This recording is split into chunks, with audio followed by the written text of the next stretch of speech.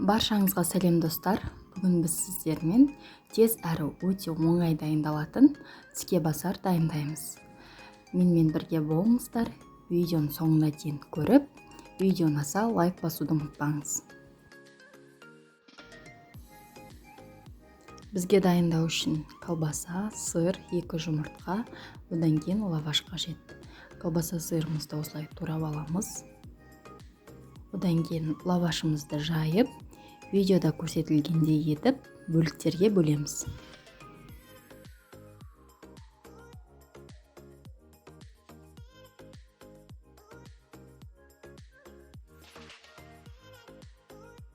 Әр кесілген бөлікке бір колбаса, бір сырдан қойып, 3 бұрышты форма жасап, видеода көрсетілгендей орап шығамыз.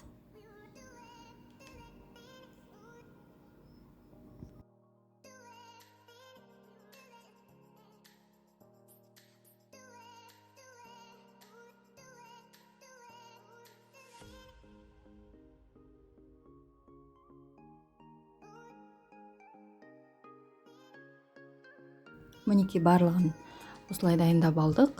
2 жұмыртқаны алып, жарып ыдысқа құйып, араластырып алып, одан кейін мына тіске басарымызды алдымен жұмыртқаға аунатып алып, одан кейін майда қуырып алатын боламыз.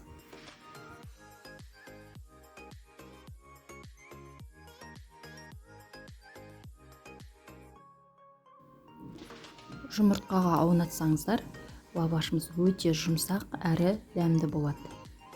2 жағын қызартып, алтын түске енгенше қуырып аламыз.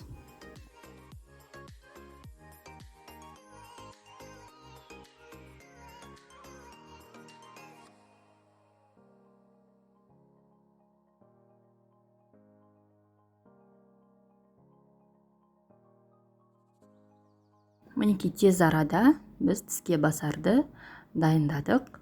Міндетті түрде жасап көріңіздер, өте дәмді болып шығады, ыстықтай тіптен керемет.